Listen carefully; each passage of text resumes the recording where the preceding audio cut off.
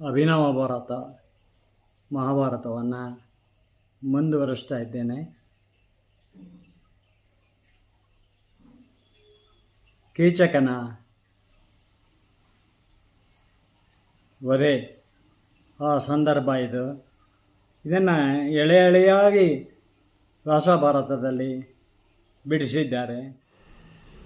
ದ್ರೌಪದಿಯು ಇವನಿಗೆ ಏನು ಗತಿ ಕಾಣಿಸಬೇಕೋ ಕಾಣಿಸುತ್ತೇನೆ, ಅದಕ್ಕೆ ಬಲ ಭೀಮನೇ ಸರಿ ಎಂದು ಯೋಚಿಸುತ್ತಾ ಇರಲು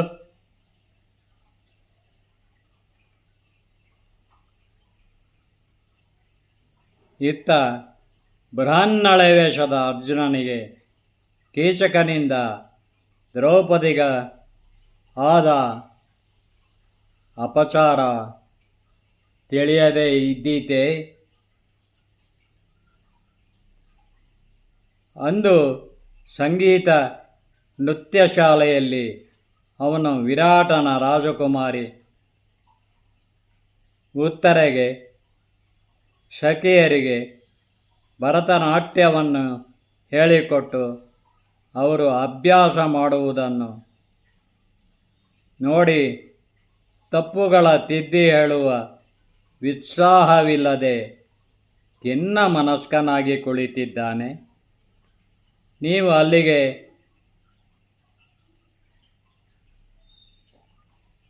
ನಿತ್ಯವೂ ಅಲ್ಲಿಗೆ ಹಣ್ಣಿನ ರಸ ಸಿಹಿ ಪಾನೀಯಗಳನ್ನು ಕೊಡಲು ಸೈರಂಧ್ರಿಯು ಬರುತ್ತಿದ್ದಳಲ್ಲ.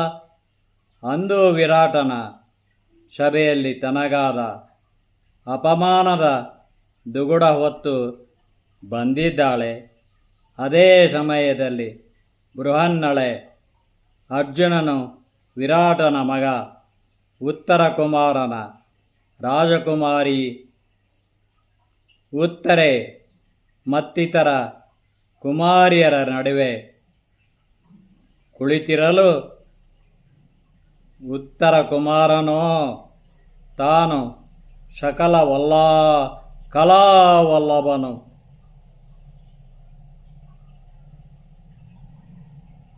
ವೀರಶೂರನು ಎಂಬಂತೆ ಜಂಬ ಕೊಚ್ಚಿಕೊಳ್ಳುವುದು ವಾಡಿಕೆಯಾಗಿದ್ದು, ಆ ದಿನವೂ ಉತ್ತರ ಕುಮಾರನು ತನ್ನ ಪೌರುಷ ಶೌರ್ಯ ಸಾಹಸಗಳ ಬಗ್ಗೆ ಬೊಗಳೇ ಬಿಡುವುದನ್ನು ಕೇಳಿಯೂ ಉದಾಸೀನನಾಗಿ ಬೃಹನ್ನಳೆ ಅರ್ಜುನನು ಶುಷ್ಕನಗೆ ಬೀರಿದವನೇ ತಲೆ ತುಂಬ ಸೈರಂಧ್ರಿ ದ್ರೌಪದಿಗಾದ ಅಪಮಾನದ ಸುದ್ದಿಯೇ ಅವನ ತಲೆಯಲ್ಲಿ ಸುಳಿದಾಡುತ್ತಿದೆಯಲ್ಲ. ಅದೇ ಸಮಯಕ್ಕೆ ಅಲ್ಲಿಗೆ ಮ್ಲಾನವದಳಲಾಗಿ ಬಂದ ಸೈರಂಧ್ರಿ ದ್ರೌಪದಿಯನ್ನು ನೋಡಿ ಬೃಹನ್ನಳೆ ಅರ್ಜುನನಿಗೆ ನಿಜಕ್ಕೂ ಹೆಂಗಸಿನ ಕಮ್ಮನಿ ಧಾರೆಯಾಗಿದೆ. ತಟ್ಟನೆ ನಿಟ್ಟುಸಿರೆಳೆದು ಅಂಗವಸ್ತ್ರದಿಂದ ಮುಖ ಒರೆಸಿಕೊಂಡು ಹೇಳುತ್ತಾನೆ. ಅವನು ಅಸಹಾಯಕತೆ ಕಂಡು ಸೈರಂಧ್ರಿ ದ್ರೌಪದಿಯು ತಲೆ ತಗ್ಗಿಸಿದವಳೆ ಸೆರಗು ಮುಖಕ್ಕೆ ಒತ್ತಿ ಸರಸರನೆ ಹೊರಟು ಹೋಗಿದ್ದಾಳೆ. ಏನು ತಾನೇ ಹೇಳಿಯಾನು? ಬೃಹನ್ನಳೆ ವೇಷದ ಅರ್ಜುನ ಎಂದು ಹೊರಟು ಹೋಗಿದ್ದಾಳೆ. ಅತ್ತ ಕೀಚಕನ ಕಾಲಿನ ಪಾದ ಸುಟ್ಟು ಬೊಬ್ಬೆ ಬಂದು ವೈದ್ಯರು ಚಿಕಿತ್ಸೆ ಮಾಡಿದರೂ ಕಾಲು ಎಂದಿನಂತಾಗುವುದು ಕಷ್ಟವೆಂದಿದ್ದಾರೆ. ಕೀಚಕನ ಕೋಪವು ಉಗಿಲೆದ್ದಿದೆ. ಅವನು 13 ಜನ ತಮ್ಮಂದಿರು ಅಣ್ಣನ ಕೋಪಕ್ಕೆ ಆಜ್ಯ ಸುರಿದಿದ್ದಾರೆ.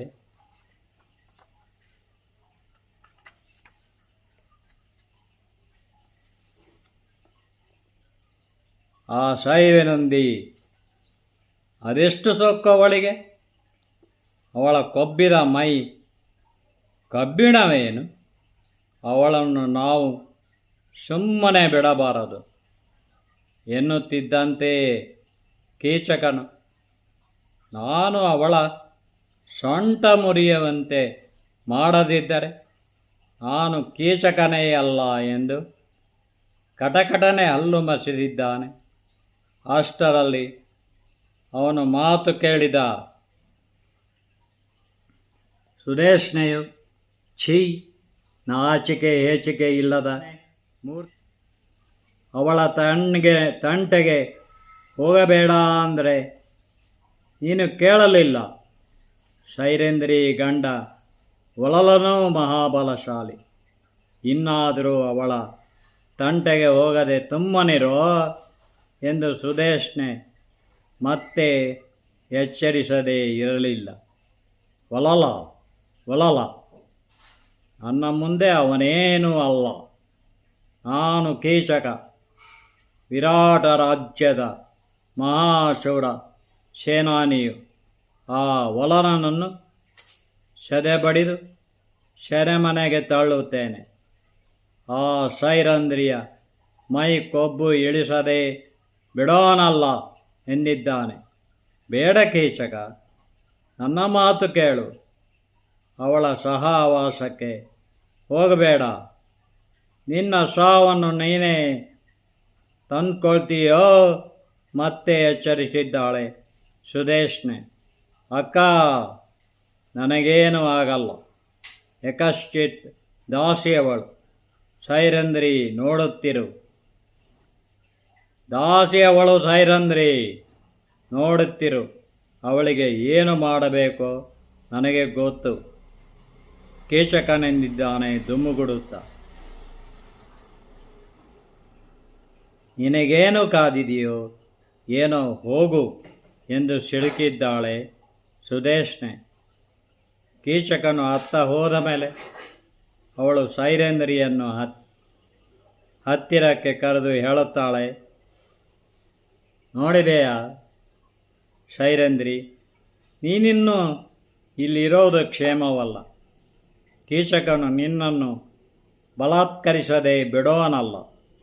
ನೀನು ಒಲನನೊಂದಿಗೆ ಯಾವುದಾದರೂ ದೂರ ದೇಶಕ್ಕೆ ಹೊರಟು ಹೋಗುವುದು ಒಳ್ಳೆಯದು ಎಂದೇ ಅನುನಯಿಸಿ ಹೇಳಿದ್ದಾಳೆ ಸುದೇಶ್ನೆ.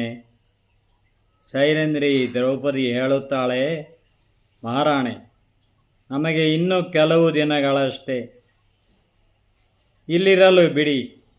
ಆಮೇಲೆ ನಾವೇ ಹೊರಟು ಹೋಗುತ್ತೇವೆ. ಕರುಣಾರ್ಥಳಾಗಿ ಹೇಳಿದಾಳೆ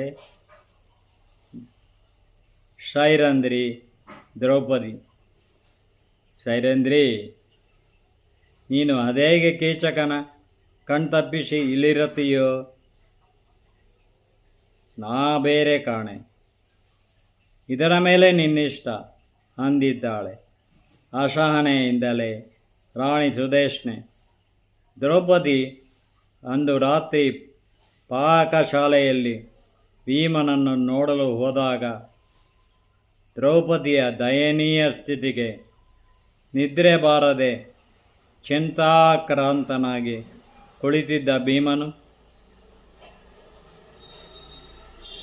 ಬಾ ಪಾಂಚಾಲಿ ಎಂದಿದ್ದಾನೆ ಸೈರಂದ್ರಿಯನ್ನು. ಬಾ ಪಾಂಚಾಲಿ ಎಂದಿದ್ದಾನೆ ಸೈರಂದ್ರಿಯನ್ನು ಎಂದೇ ಎಚ್ಚರಿಸಿದ್ದಾಳೆ. ಅವಳ ಮುಖ ಹತ್ತು ಊದಿರುವುದನ್ನು ಕಂಡು ಭೀಮಸೇನನಿಗೆ ನೋವು ಸಹಿಸದಾಗಿದೆ. ಕೀಚಕ, ನೀನಿನ್ನು ಇಲ್ಲಿಂದ ಅಟ್ಟಿಸಿಕೊಂಡು ಬಂದ ಪಾಂಚಾಲಿ.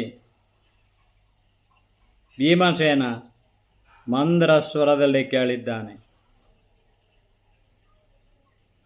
ಸುದೇಶ್ನೆಯು ವೈದ್ಯರು ಆರೋಗ್ಯಕ್ಕಾಗಿ ತನಗೆ ಸ್ವಲ್ಪ ಮದ್ಯ ಕುಡಿಯಲು ಹೇಳಿದ್ದಾರೆಂದ ಅವಳು ನನ್ನನ್ನು ಕೀಚಕನ ಅರಮನೆಗೆ ಮದ್ಯ ತರಲು ಕಳುಹಿಸಿದಳೆಂದು ಅಲ್ಲಿ ಊಜಿಯಿಂದ ಬಟ್ಟಲಿಗೆ ಮಧ್ಯೆ ಬಸಿದುಕೊಳ್ಳುವಾಗ ಕೀಚಕ ಹಿಂದಿನಿಂದ ಬಂದವನೇ ನನ್ನ ಮೇಲೆ ಇಳಿದ ಕೇಶರಾಶಿಯನ್ನು ಎಳೆದು ಜಗ್ಗಿದಾಗ ನಾನು ಬಿಡಿಸಿಕೊಂಡು ಸಭೆಯತ್ತ ಓಡೋಡಿ ಬರುವಾಗ ಸೂರ್ಯದೇವನನ್ನು ಪ್ರಾರ್ಥಿಸಿದವಳೆ ಬಂದು ಸಭಾಭವನದೊಳಗೆ ಕಾಲಿಟ್ಟಾಗ ಏನಾಯಿತೆಂದು ನೋಡಿದೆಯಲ್ಲ ಆರ್ಯ.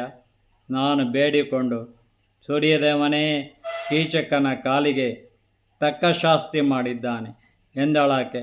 ಓಹ್, ನೀನು ಅಸಾಮಾನ್ಯ ಸ್ತ್ರೀ ಎಂದು ಪಾಂಡವರೊಡನೆ ನಿನ್ನ ದಾಂಪತ್ಯವು ಅಲೌಕಿಕವಾದರೂ ಲೌಕಿಕವಾಗಿ ಸತ್ ಸಂದೇಶವನ್ನೇ ನೀಡುತ್ತದೆ ಎಂದು ಮತ್ತೆ ಪ್ರಪಂಚಕ್ಕೆ ವಿದಿತವಾಯಿತಲ್ಲ ಪಾಂಚಾಲಿ. ಆದರೇನು, ನಾವು ಕಷ್ಟಪಡುವುದೇ ಆಯಿತಲ್ಲ. ಇಂದ್ರಪ್ರಸ್ಥದಲ್ಲಿದ್ದಾಗ ನಮ್ಮ ಧರ್ಮರಾಯನು ಪ್ರತಿದಿನ ಸಾವಿರಾರು ಬಡವರಿಗೆ ಬಟ್ಟೆ ಬರೆ ನಗನಾಣ್ಯಗಳನ್ನು ದಾನವಾಗಿ ಕೊಡುತ್ತಿದ್ದರು. ಭಿಕ್ಷುಕರಿಗೆ ಊಟ ವಸತಿ ಸೌಕರ್ಯ ಕಲ್ಪಿಸಿದ್ದರು. ವೈದ್ಯಕೀಯ ಸೌಲಭ್ಯವಿತ್ತು. ಆಗ ನಮ್ಮ ಧರ್ಮರಾಯರು ಧರ್ಮಾತ್ಮ ಜನಾನುರಾಗಿಗಳು ಎಂದೇ ಹೆಸರುವಾಸಿಯಾದರಲ್ಲ. ಅರಮನೆಯಲ್ಲಿ ಆಜ್ಞೆ ಪಾಲಿಸಲು ಸೇವಕರಿದ್ದರು. ಅವರಿಗೆ ಪುರಜನರು ಧರ್ಮರಾಯರ ದರ್ಶನಕ್ಕಾಗಿ ಕಾದು ನಿಲ್ಲುತ್ತಿದ್ದರು. ಈಗ ಧರ್ಮರಾಯರು ವಿರಾಟನ ಆಜ್ಞಾನುವರ್ತಿಯಾಗಿ ಕಂಕಭಟ್ಟರಾಗಿದ್ದಾರೆ. ಅವರನ್ನು ನೋಡುತ್ತಿದ್ದರೆ ದುಃಖವಾಗುತ್ತದೆ ಭೀಮ. ಬಿಕ್ಕಳಿಸುತ್ತಾ ಮುಂದುವರೆದಾಕೆ ನಮ್ಮ ಧರ್ಮರಾಯರಿಗೆ ಅವರ ಹೆಂಡತಿಯು ತಮ್ಮಂದಿರು ಎಷ್ಟೇ ಕಷ್ಟಪಟ್ಟರೂ ಪರವಾಗಿಲ್ಲ. ನಾವು ಯುದ್ಧ ಮಾಡಿದರೆ ಸಹಸ್ರಾರು ರಾಜರು ಸೈನಿಕರೆಲ್ಲರೂ ಸತ್ತು ಅವರ ಹೆಂಡತಿ ಮಕ್ಕಳು ಬೀದಿಗೆ ಬಿದ್ದು ಕಷ್ಟಪಡುವಂತಾಗಬಾರದು. ಯುದ್ಧಕ್ಕಿಂತಲೂ ಪರಮಶಾಂತಿಯ ಮುಖ್ಯವೆನ್ನುತ್ತಾರೆ ಭೀಮ. ಪ್ರಪಂಚದಲ್ಲಿ ಒಳ್ಳೆಯವರು ಕಷ್ಟಪಡುತ್ತಲೇ ಇರಬೇಕೆ? ದ್ರೌಪದಿ ದುಗುಡದಿಂದ ಕೇಳಿದ್ದಾಳೆ. ನನಗೂ ಈ ಹಿಂದೀಗಲೇ ಹೋಗಿ ದುರ್ಯೋಧನನನ್ನು ದುಶ್ಯಾಸನನನ್ನು ಕೊಂದು ಬಿಡಲೇ ಎನ್ನುವಷ್ಟು ಕೋಪ ಬಂದಿದೆ.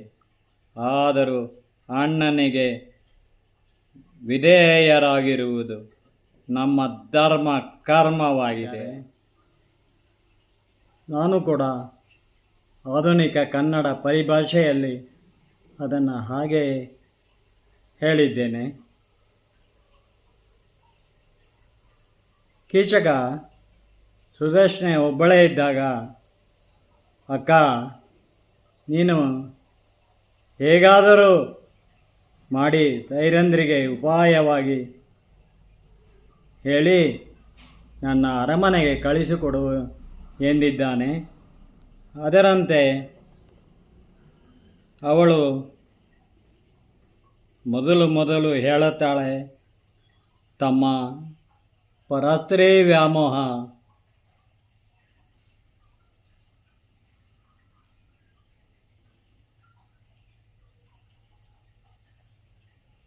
ಖಂಡಿತ ಬೇಡ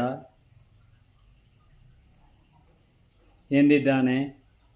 ಸುದೇಶ್ನೆಯು ತಮ್ಮ ಪರಸ್ತ್ರೀ ವ್ಯಾಮೋಹ ಖಂಡಿತ ಬೇಡ, ಅದೆಂದಿದ್ದರೂ ಅವಳ ಮೇಲೆ ಕಣ್ಣು ಹಾಕಿದವರನ್ನು ಸುಡುತ್ತದೆ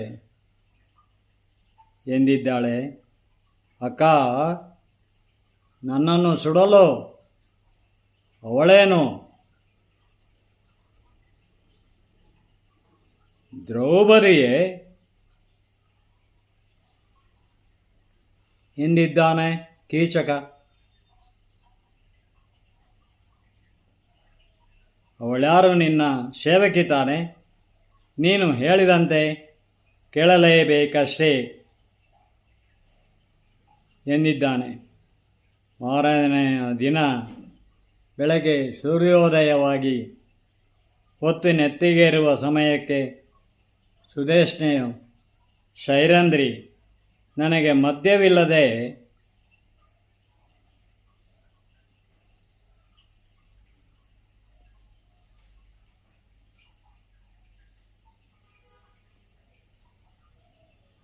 ಕೆಲವು ದಿನಗಳಾದವು.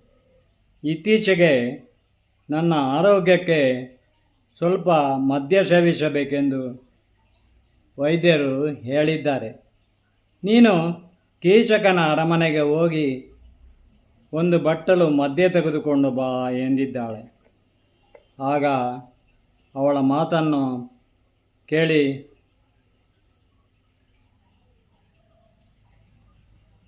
ಧೈರ್ಯಂದಿನಿ ಹೇಗೆ ಹೋಗಲಿ ಎಂದು ನೋಡುತ್ತಿರುವಾಗ ಹೇಳಿದನಲ್ಲ ಧೈರ್ಯಂದ್ರಿ, ಕೀಚಕನ ಮಾತೇ ಇಲ್ಲಿ ನಡೆಯುವುದೆಂದು. ನಮ್ಮ ರಾಜ್ಯಕ್ಕೆ ಅವನೇ ಬಲಿಷ್ಠನು ಎಂದಿದ್ದಾಳೆ ಸುದೇಶ್ನೆ.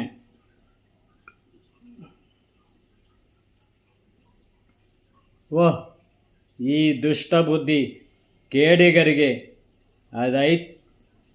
ಅದೇಕೆ ದೈತ್ಯ ಶಕ್ತಿ ಇರುವುದು ಕಾಣೆನಲ್ಲ. ನೀನು ಹೋಗಲೇಬೇಕು ಎಂದಿದ್ದಾಳೆ. ಆಗ ಶೈರಂದ್ರಿ ಆ ಬಟ್ಟಲನ್ನು ತೆಗೆದುಕೊಂಡು ಹೋದಾಗ, ಶೈರಂದ್ರಿ, ಆ ಬಟ್ಟಲನ್ನು ಅಲ್ಲಿಡೋ, ಬೇರೆ ದಾಸಿಗೆ ಹೇಳುವೆನು, ಅವಳು ತೆಗೆದುಕೊಂಡು ಹೋಗುತ್ತಾಳೆ ಮದ್ಯವನ್ನು. ಸುದೇಶ್ನೆಗೆ ಎಂದವನೇ ಶೈರಂದ್ರಿಯು ಬಟ್ಟಲನ್ನು ಅಲ್ಲಿ ಇಡುತ್ತಿದ್ದಂತೆಯೇ ಹಾವಿನ ಹೆಡೆಯಂತೆ ಇಳಿದ ನುಣುಪು ಕೇಶರಾಶಿಯನ್ನು ಕೈಯಿಂದ ಸವರಿದವನೇ, ವಾರೇ ವಾ, ನಿನ್ನಂಥ ಚಂದುಳ್ಳೆ ಚೆಲುವೆ ಸೇವಕಿಯಾಗುವುದೆಂದರೇನು, ಪಟ್ಟದ ರಾಣಿಯಾಗುವಾಕೆ ನೀನು ಎಂದು ನನ್ನ ಹೆಂಡತಿಯರೆಲ್ಲರೂ ನಿನಗೆ ದಾಸಿಯರಾಗುವಂತೆ ಮಾಡುವೆನು. ಶೈರಂದ್ರಿ ಎನ್ನುತ್ತಾ ಅವಳ ರೆಟ್ಟೆ ಎಳೆಯಲು ಮುಂದಾಗಿದ್ದಾನೆ ಕೀಚಕ. ತತ್ಕ್ಷಣವೇ ಕೆಂಡಮಂಡಲವಾದ ಶೈರಂದ್ರಿ ದ್ರೌಪದಿಯು ಅವನ ಕೈಗೆ ಸಿಗದೆ ಹೊರಗೋಡಿ ಬಂದಿದ್ದಾಳೆ. ದಾರಿಯಲ್ಲಿ ತಲೆ ಎತ್ತಿ ಸೂರ್ಯನ ಪ್ರಕರಣ ಕಿರಣಗಳಿಗೆ ತೀಕ್ಷ್ಣ ನೋಟ ಹರಿಸಿದವಳೆ. ಓ ಸೂರ್ಯದೇವ, ನಾನು ಪಾಂಡವರಿಗೆ ಪಾಂಚಾಲಿಯಾಗಿ ನಾಡಿನಲ್ಲೂ ಕಾಡಿನಲ್ಲೂ ಕಷ್ಟ ಸಂಕಷ್ಟಗಳನ್ನು ಎದುರಿಸುವುದೇ ಆಯಿತಲ್ಲ. ಅಪಮಾನವನ್ನು ಸಹಿಸಿಕೊಂಡು ನನ್ನ ಪತಿಯರೊಂದಿಗೆ ಪಾವಿತ್ರ್ಯತೆಯಲ್ಲಿ ಸಂಸಾರಣಿಯಾಗಿರುವುದು. ಓಹ್ ಸೂರ್ಯದೇವ, ನೀನು ಯುಗಗಳಿಂದಲೂ ಪ್ರಜ್ವಲಿಸುತ್ತಿರುವೆ ಅಷ್ಟೇ. ನೀನು ಪ್ರಜ್ವಲಿಸುತ್ತಿರುವುದು ಸತ್ಯವೇ ಆಗಿದ್ದರೆ ನಾನು ಪಂಚ ಪಾಂಡವರೊಂದಿಗೆ ಸಂಸಾರಿಣಿಯಾಗಿರುವುದು ನಿಜವೇ ಆಗಿದ್ದರೆ ಆ ಸತ್ಯವೇ ಈ ಕಾಮ ಅಂದ ಕೀಚಕನಿಂದ ನನ್ನನ್ನು ಕಾಪಾಡಲಿ ಎಂದು ಸೂರ್ಯದೇವನನ್ನು ಪ್ರಾರ್ಥಿಸಿದ ದ್ರೌಪದಿಯು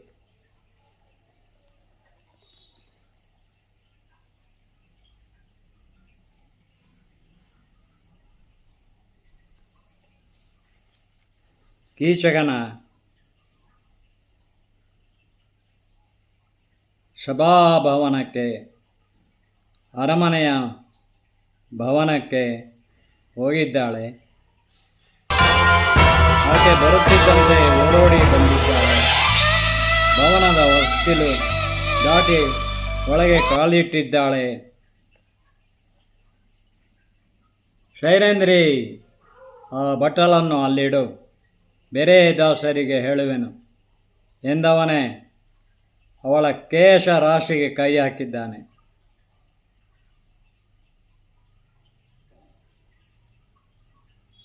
ಸರಕ್ಕನೆ ಸೈರಂಧ್ರಿ ದ್ರೌಪದಿಯು ಹೊರಗೆ ಬಂದವಳೇ ಅವನ ಕೇಶರಾಶಿಯನ್ನು ಎಳೆಯುತ್ತಿದ್ದಂತೆ ಅದನ್ನು ಮುಂದಕ್ಕೆ ಎಳೆದು ಹಾಕಿಕೊಂಡು ಹೊರಬಂದವಳೆ ಸೂರ್ಯನನ್ನು ಪ್ರಾರ್ಥಿಸುತ್ತಾಳೆ. ಈ ಕಾಮಾಂಧನಿಂದ ನನ್ನನ್ನು ರಕ್ಷಿಸು ಎಂದು ಸೂರ್ಯನನ್ನು ಪ್ರಾರ್ಥಿಸಿದ್ದಾಳೆ.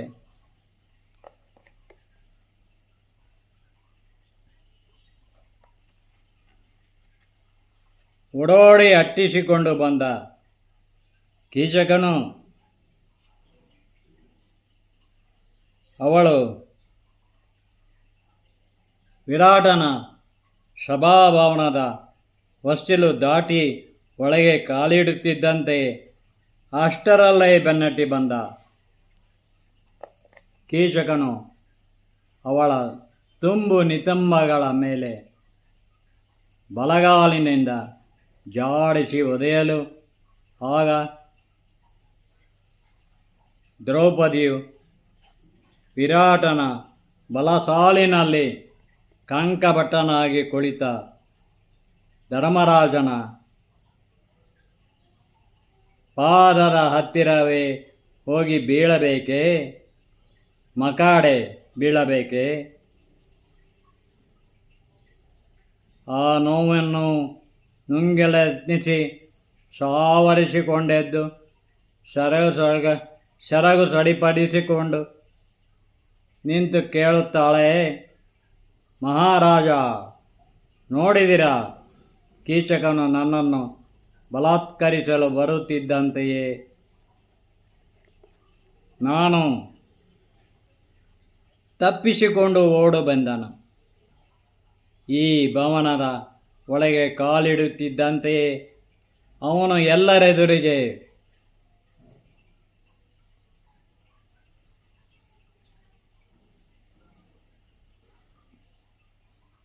ನನ್ನನ್ನು ಹಿಂದಿನಿಂದ ಒದ್ದಿದ್ದಾನೆ. ಇವನು ಸಭ್ಯನೇನು? ಹೆಣ್ಣಿಗೆ ರಕ್ಷಣೆ ಕೊಡುವ ಕ್ಷತ್ರಿಯನೇ?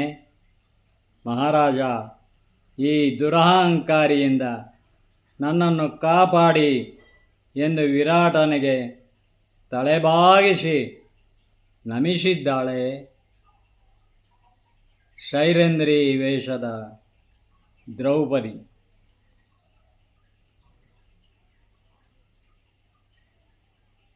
ಸೈರಂಧ್ರಿ, ಅದೇನು ನಿಮ್ಮ ಒಳಗೆ ನಡೆಯಿತೋ ಇಲ್ಲಿ ಯಾರಿಗೂ ಗೊತ್ತಿಲ್ಲವಲ್ಲ. ನಾವು ನಿನ್ನ ಮಾತನ್ನು ಹೇಗೆ ನಂಬುವುದು ಎನ್ನಬೇಕೇ? ವಿರಾಟ ರಾಜ,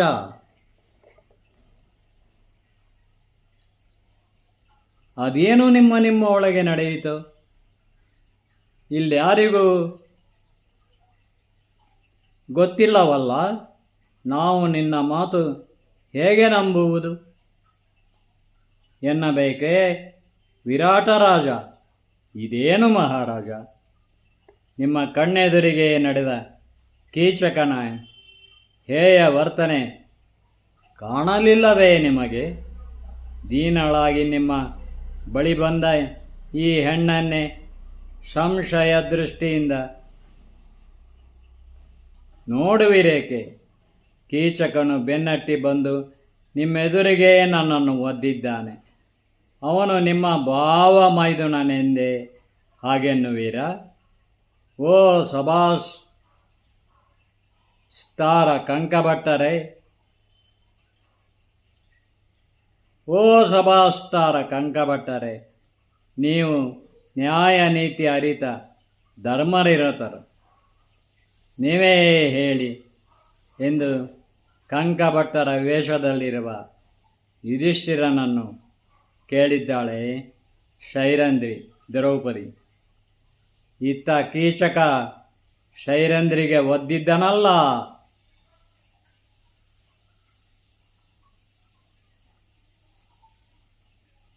ಆ ಕಾಲನ್ನೆತ್ತಿ ಕುಂಟುತ್ತಾ ಹತ್ತಿರದ ಕಾಂಬವನ್ನು ಹಿಡಿದು ನಿಂತವನು ಅವಳನ್ನೇ ದುರುಗುಟ್ಟು ನೋಡಿ, ಇವಳೇನು ಹೆಣ್ಣೋ? ಕಾಯ್ದ ಕಬ್ಬಿಣದ ತುಂಡೋ ಎಂದೇ ಅವಳನ್ನು ದುರುಗುಟ್ಟಿ ಗೊಣಗುತ್ತಿದ್ದಂತೆಯೇ ಇಡೀ ಸಭಾಭವನವೇ ಗೊಳ್ಳನೆ ನಗೆಗಡಲಲ್ಲಿ ತೇಲಿದೆ. ಸೈರಂಧ್ರಿಯು ಇದೀಗ ಸಭೆಯತ್ತ ಸತ್ಯನಿಷ್ಠೂರ ನೋಟ ಹರಿಸಿ ಹೇಳುತ್ತಾಳೆ, ನೋಡಿ ಸಭಾಸದರೇ, ಕೀಚಕನಿಗೆ ಆದ ಆಘಾತವೇನೆಂದು ಇದಕ್ಕಿಂತಲೂ ಇನ್ನೇನು ಸಾಕ್ಷ್ಯ ಬೇಕೆ ಎಂದಿದ್ದಾಳೆ ಕೆಂಪಡರಿದ ಕಣ್ಣುಗಳಿಂದಲೇ ಸೈರಂಧ್ರಿ. ದ್ರೌಪದಿಯು, ಓಹ್, ಕೀಚಕನಿಗೆ ತಕ್ಕ ಶಾಸ್ತಿ ಆಯಿತು. ವಿರಾಟನ ಹತ್ತಿರ ದೀನರಾಗಿ ಬಂದ ಹೆಣ್ಣನ್ನು ಕೀಚಕನು ಸಭಿಕರೆಲ್ಲರೆದುರಿಗೆ ಒದೆಯುವುದೆಂದರೇನು?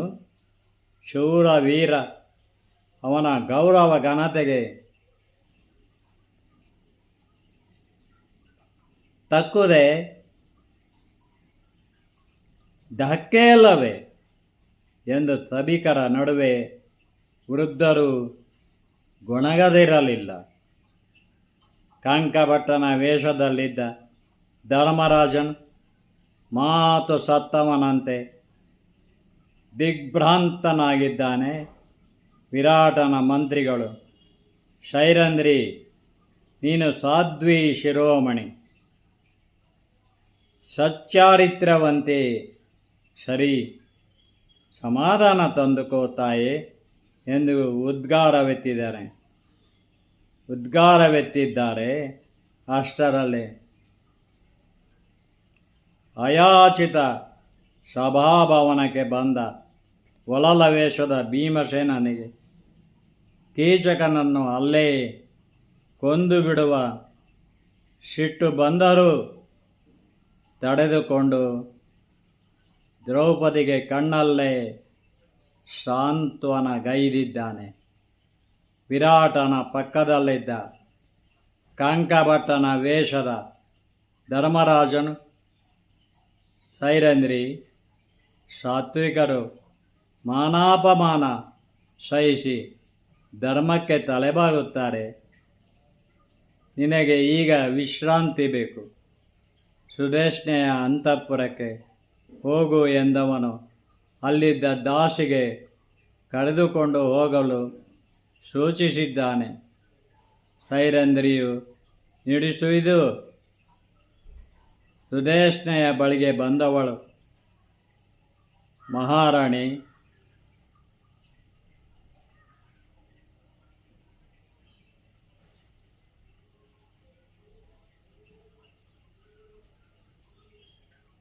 ಅಲವತ್ತುಕೊಂಡಾಗ ಸಭೆಯಲ್ಲಿ ಆದ ತನಗಾದ ಅಪಮಾನವನ್ನು ಹೇಗೆ ಸಹಿಸಲಿ ಎಂದು ಸುದೇಶ್ನೆಯ ಬಳಿ ಅಲವತ್ತುಕೊಂಡಾಗ ಸುದೇಶ್ನೆಯು, ಸೈರಂಧ್ರಿ, ನಾನಾಗಲೇ ಸಭೆಯಲ್ಲಿ ನಡೆದುದು ನನಗೂ ತಿಳಿದು ಬಂದಿದೆ.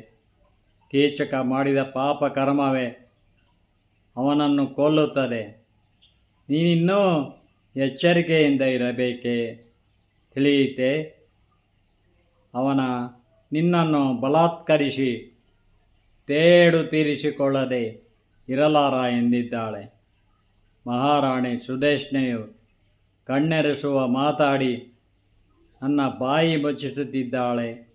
ವಿರಾಟನ ರಾಜ್ಯದಲ್ಲೇ ಬಲಿಷ್ಠನಾದ ಕೀಚಕನನ್ನು ಯಾರೂ ಎದುರು ಹಾಕಿಕೊಳ್ಳಲಾರರೆಂದೇ ತಿಳಿದ ಸೈರಂಧ್ರಿ. ದ್ರೌಪದಿಯು, ಅವನಿಗೇನು ಗತಿ ಕಾಣಿಸಬೇಕೋ ಕಾಣಿಸುತ್ತೇನೆ. ಅದಕ್ಕೆ ನನ್ನ ಬಲ ಭೀಮಸೇನನೇ ಸರಿ ಎಂದು ಯೋಚಿಸಿದ್ದಾಳೆ.